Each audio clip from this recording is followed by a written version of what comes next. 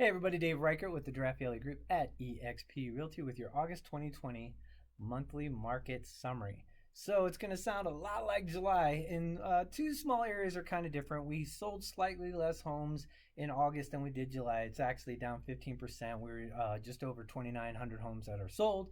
And the other difference was that we had 3,887 homes come on the market, which is a 5% increase from July. So that tells us one thing. Fewer homes selling, more homes coming on the market. That means our inventory expanded, right?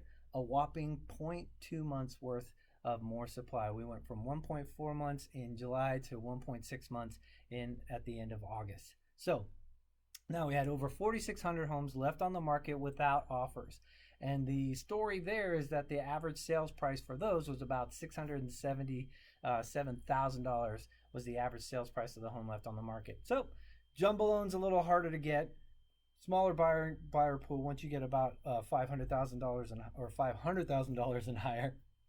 And then, so that's kind of story there. Now, as we move past the market supply, we talk about the median sales price, and it too is a carbon copy of May, June, and July. We went up $5,000 more to $335,000 median sales price for our homes, a new record. Now, typically I have a story behind those numbers, but it's the same thing. We don't have enough supply. We have more demand. 77% of our homes are selling in the first 60 days that they hit the market. So we're still selling at a very healthy clip.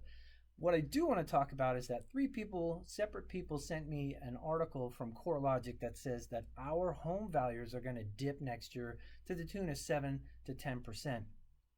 Do they know that for sure? No.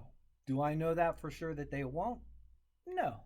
But their data and what they base the article on is something that I feel that we can contest a bit. They based it on seriously delinquent mortgages.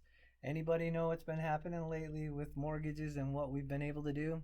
Not pay them. So statistically, yes, our delinquencies went through the roof. However, we were told we didn't have to pay, and now banks are talking to borrowers and the homeowners and saying, we'll take that delinquency, we'll put it at the end of your mortgage, and when you sell or refinance this mortgage, that's when we'll get that money back.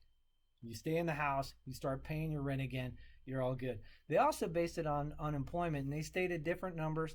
We're just going to call it 32%, 34% at the peak unemployment. Now people are coming back to work, so that number is starting to fall. There was also, some bad news about a major hotel company laying off 16,000 people. Well, the reality is that those folks were not being escorted out of any properties. They were already furloughed. Now they've just severed their benefits and they were truly unemployed, right? So it wasn't like this massive swing. The last thing I want to talk about is that dip in value would technically be a normal economic, kind of battle, right? There would have to be a jump in supply and a dip in demand. We're not seeing a dip in demand at all. Our prices are still nationwide. We're still one of the best major metropolitan cities to buy in by a large margin, with 36 to 41%, depending on what article you read, of Californians moving into Nevada, being our biggest group of new homeowners.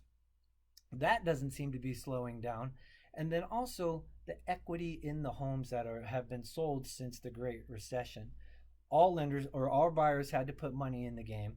Our prices have appreciated, so there's equity in the houses. So there's many options for somebody who is, if they are truly in trouble, to get things done. A short sale, or which probably would not even be necessary, or a traditional sale. If we're selling homes that quickly, we can get your home sold. So if you have any questions about your home value or anything that I've covered in this video, please don't hesitate to get in touch with me at the numbers below.